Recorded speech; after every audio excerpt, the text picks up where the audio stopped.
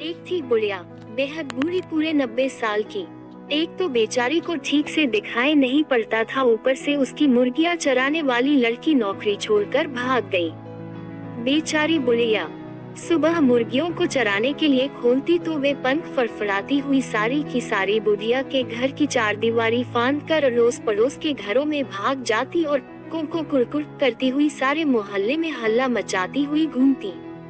कभी वे पड़ोसियों की सब्जियां खा जाती तो कभी पड़ोसी काट कर उन्हीं की सब्जी बना डालते। दोनों ही हालतों में नुकसान बेचारी बुढ़िया का होता। जिसकी सब्जी बर्बाद होती वह बुढ़िया को भला बुरा कहता और जिसके घर में मुर्गी पकती उससे बुढ़िया की हमेशा की दुश्मनी हो जाती। हार कर बुढ़िया ने सोचा कि बिना नौकर के मुर्गियां पालना उसकी जैसी कमजोर बुढ़िया के बस की बात नहीं। भला वो कहाँ तक डंडा लेकर एक एक मुर्गी हाँकती फिरे। जरा सा काम करने में ही तो उसका दम फूल जाता था। और बुढ़िया निकल पड़ी लाठी टेकती नौकर की तलाश में। पहले तो उसने अपनी पुरानी मुर्गियां चराने वाली लड़की को ढूंढा, लेकिन उसका कहीं पता नहीं लगा। यहाँ तक कि उसके माँ बाप को भी नहीं मालूम था कि लड़की आखिर गई तो गई कहाँ। नालायक और दुष्ट लड़की, कहीं ऐसे भी भागा जाता है। न अता न पता, सबको परेशान करके रख दिया। बुढ़िया बड़बड़ाए और आगे बढ़ गई। थोड़ी दूर पर एक भालू ने बुढ़िया को बड़बड़ाते हुए सुना तो वह घूमकर सड़क पर आ गया और बुढ़िया को रोककर बोला, गुरर बुढ़िया नानी नमस्कार, आज सुबह सुबह कहाँ जा रही हो? सुना है तुम्हारी मुर्गियां चराने वाली लड़की नौकरी छोड़कर भाग गई है। न हो तो मुझे ही नौकर रख लो, खूब देखभाल करूँगा तुम्हारी मुर्गियों की। अरे हटो, तुम भी क्या बात करते हो? बुढ़िया ने खिसिया कर उत्तर दिया, एक तो मेरे काले मोटे बदसूरत हो मुर्गियां तो तुम्हारी सूरत देखते ही भाग खड़ी होंगी।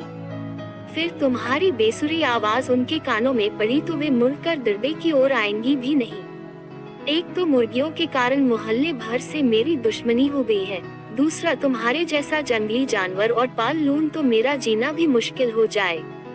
छोड़ो मेरा रास्ता, मैं खुद ही ढूंढ लूंगी अपने काम की नौकरानी।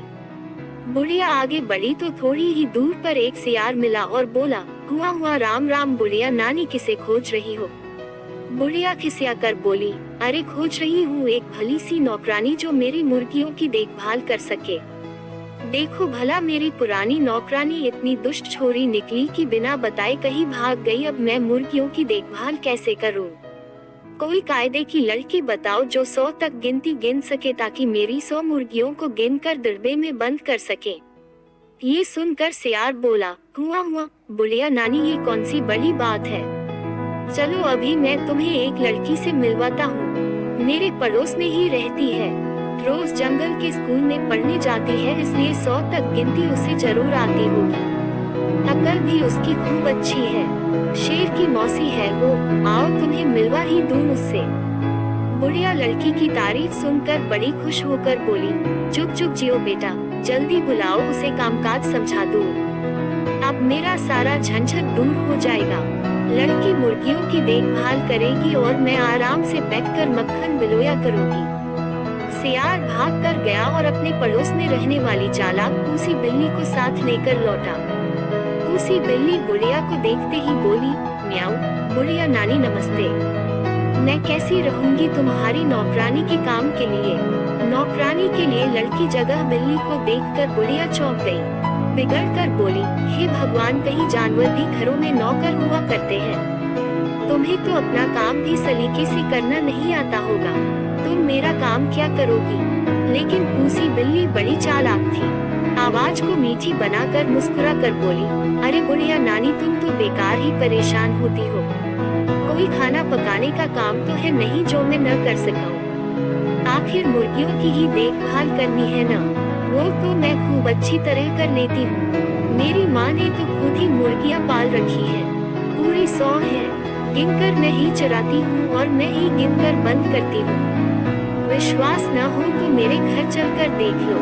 एक तो पूसी बिल्ली बड़ी अच्छी तरह बात कर रही थी और दूसरे बुढ़िया काफी थक भी गई थी, इसलिए उसने ज्यादा बहस नहीं की और पूसी बिल्ली को नौकरी पर रख लिया। पूसी बिल्ली ने पहले दिन मुर्गियों को दड़बे में से निकाला और खूब भाग दौड़ कर पड़ोस में जाने से रोका। बुढ़िया पूसी बिल्ली की इस भाग दौड़ व्यवहार से संतुष्ट होकर घर के भीतर आराम करने चली गई। दिनों से दौड़ते भागते बेचारी काफी थक गई थी तो उसे नींद भी आ गई। इधर पूसी बिल्ली ने मौका देखकर पहले ही दिन 6 मुर्गियों को मारा और चट कर गई। बुढ़िया जब शाम को जागी तो उसे पूसी की इस हरकत का कुछ भी पता न लगा। एक तो उसे ठीक से दिखाई नहीं देता था और उसे 100 तक गिनती भी नहीं आती थी। फिर भला वह इतनी चालाक पूसी बिल्ली की शरारत कैसे जान पाती। अपनी मीठी मीठी बातों से बुढ़िया को खुश रखती और आराम से मुर्गियां चट करती जाती।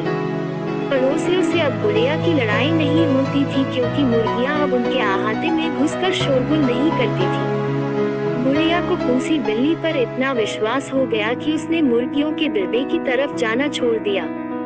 धीरे धीरे एक दिन ऐसा आया जब दड़बे में 20-25 मुर्गियां ही बची। उसी समय बुढ़िया भी टहलती हुई उधर ही आ निकली। इतनी कम मुर्गियां देखकर उसने पूसी बिल्ली से पूछा, क्यों री पूसी, बाकी मुर्गियों को तूने चरने के लिए कहाँ भेज दिया? पूसी बिल्ली ने झट से बात बनाई, अरे और कहाँ भेजूंगी बुढ़िया नानी, सब पहाड़ के ऊपर चली गई हैं। मैंने बहुत बुलाया लेकिन वे इतनी शरारती हैं कि वापस आती ही नहीं। ओहो, ये शरारती मुर्गियां। बुढ़िया का बड़बड़ाना फिर शुरू हो गया। अभी जाकर देखती हूँ कि ये इतनी ढीठ कैसे हो गई हैं। पहाड़ के ऊपर खुले में घूम रही हैं। कहीं कोई शेर या भेड़िया आ ले गया तो बस। ऊपर पहुंचकर बुढ़िया को मुर्गियां तो नहीं मिली सिर्फ उनकी हड्डियां और पंखों का ढेर। बुढ़िया को समझते देर न लगी कि यह सारी करतूत पूसी बिल्ली की है। वो तेजी से नीचे घर की ओर लौटी।